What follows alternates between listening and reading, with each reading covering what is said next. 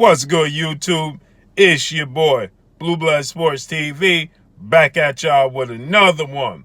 So, newly crowned WBC two-time unified heavyweight world champion, Tyson the Gypsy King Fury, weighs in on a potential showdown between former WBC reigning heavyweight champion and fellow countryman, two-time unified heavyweight world champion, British superstar boxer, Anthony Joshua, right?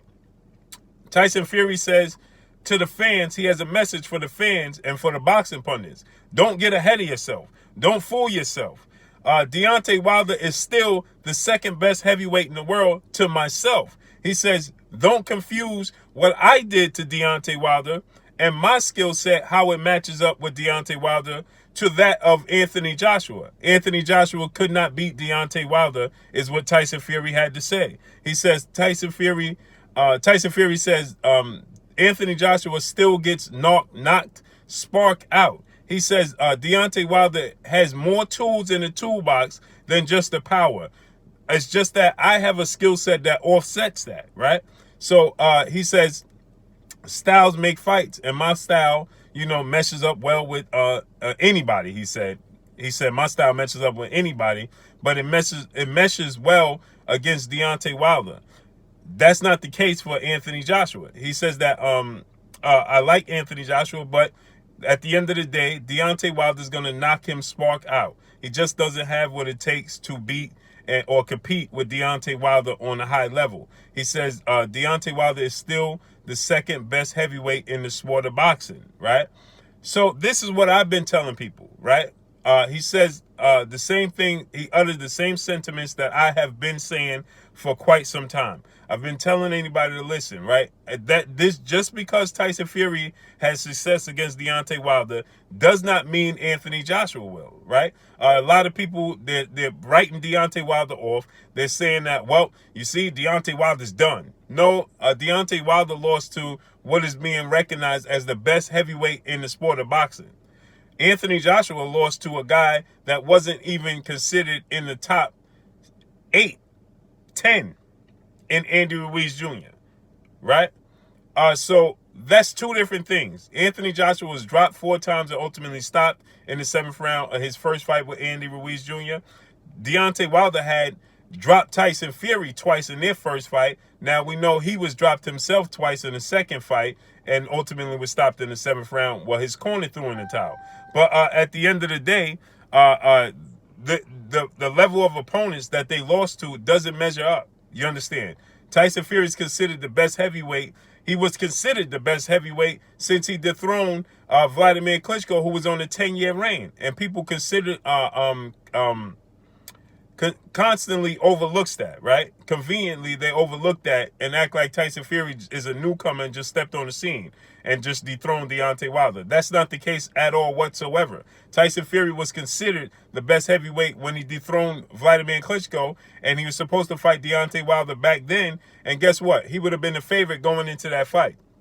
So people confuse what took place between Deontay Wilder and Tyson Fury and believe that Anthony Joshua would have success. Anthony Joshua lost to Andy Ruiz, who is 6 feet tall, comes in the fights, the majority of his fights out of shape, right? And nobody saw him coming. That's two different things. That's the second biggest upset in the history of the sport of boxing. Number 1 was Mike Tyson and James Buster Douglas, okay? Anthony Joshua was a 40-1 favorite, I believe. Or was that Tyson Fury, Mike Tyson and Buster Douglas? I know he was a serious favorite, at least 25-1 favorite over Andy Ruiz. Okay? Tyson Fury, Deontay Wilder was 50-50 from the jump, from the get-go. So you can't confuse the two, and people get that confused just because they favor Anthony Joshua and they don't like Deontay Wilder. So you think because Deontay Wilder lost to Tyson Fury has success against Deontay Wilder, that Anthony Joshua would do so, and that's not the case, okay? It's just like this. Vernon Forrest could never beat Ricardo Mayorga. Lost to him twice. But then Vernon Forrest beats Shane Mosley twice, right? Shane Mosley can't beat Vernon Forrest. But then guess what? Shane Mosley beats Ricardo Mayorga twice and knocks him out. So you see, you can't just go by what somebody else did against a particular opponent in favor of your favorite fighter and how he measures up. No, that theory doesn't work, right? That may work with Floyd Mayweather because Floyd Mayweather just happens to outclass and dethrone every guy he steps in the ring with. So you can compare, hey, look how Manny Pacquiao did with Marquez. You know, it's a glimpse into how Floyd Mayweather would deal with Manny Pacquiao because Manny Pacquiao struggled with a counterpuncher that was had a high ring generalship in Juan Manuel Marquez, and you could kind of get a glimpse of that was going to be the case with Floyd Mayweather, who was bigger, stronger, and faster than Marquez, and far better, right? So you kind of knew how that was going to play out. That was a glimpse of it, but that doesn't work majority of the time within the sport of boxing. And in this case, it's not the case at all. Anthony Joshua has fatigue issues. Anthony Joshua is not nimble like Tyson Fury. He's not quick. He's not as big as Tyson Fury, for one. Anthony Joshua is 6'6", 235 pounds his last fight. Tyson Fury is 6'9", 275 pounds. Very quick hands. He's faster than Anthony Joshua. He has faster feet than Anthony Joshua. And he has better boxing skills than Anthony Joshua. He has faster hands. So Tyson Fury and Deontay Wilder have about the same level of hand speed. Deontay Wilder might have a slight edge in hand speed. They have their quickness. Deontay Wilder is slightly quicker than Tyson Fury, but Tyson Fury has the size advantage, so it levels off. Deontay Wilder is quicker than Anthony Joshua, hand speed. He has faster feet. He's stronger. He's a harder puncher, and he's taller. He has a reach advantage. He has all the advantages against Anthony Joshua. So he would be matching up to Anthony Joshua like how Fury matches up to him. And yet, Deontay Wilder still has success against Tyson Fury. And Tyson Fury still understands the level of risk that he presents.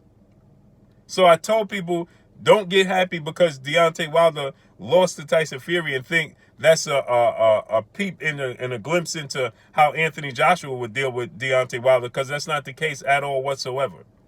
Point blank and period.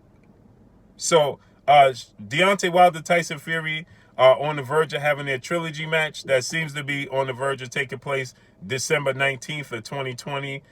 There's multiple locations being thrown around and being reported. So we don't know truly where it's going to take place. One of the main locations that everybody's talking about is the new Oakland Raiders Stadium in Las Vegas, in which they could have 25,000 people there and still have social distancing, because I believe the stadium holds about 60,000 or 70,000 people. So you could be 2 or 3 seats over from somebody and still fit 25,000 fans in the stadium, and it's outdoors. So I believe you could open the roof, if I'm not mistaken. It's retractable. So that's one of the locations. That's the main locations they're looking to secure, and because it's in Vegas, it's still promotable. You understand? It's still in the States, and that would be the best place. So the trilogy match looks to take place there, in which I myself expect Deontay Wilder to be successful in that fight, right? And then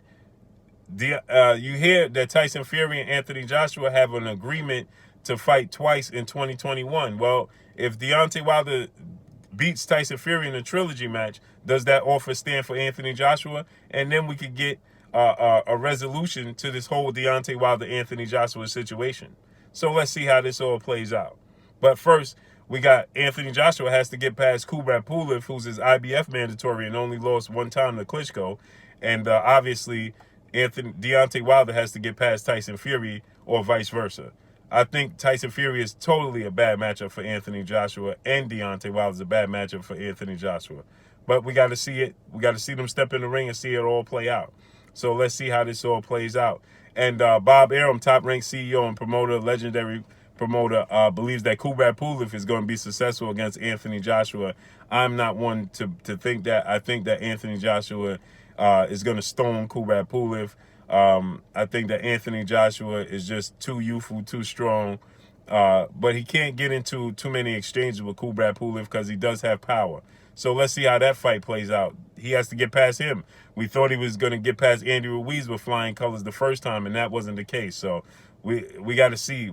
That's why they step in the ring. So let's see how this all plays out. But that's all I got for y'all. Y'all already know what it is. It's your boy Blue Blood Sports TV. Hate, like, comment, and subscribe. You haven't subscribed? Hit the subscribe button, hit the like button, hit the bell icon to get all the new notifications. Follow me on Instagram at Blue Blood Sports TV, all one word. Y'all already know what it is. Shouts out to the entire LDBC. Shouts out to New Media. Shouts out to Black Media Row. Make sure you like and share these videos. That's all I got for y'all. Peace.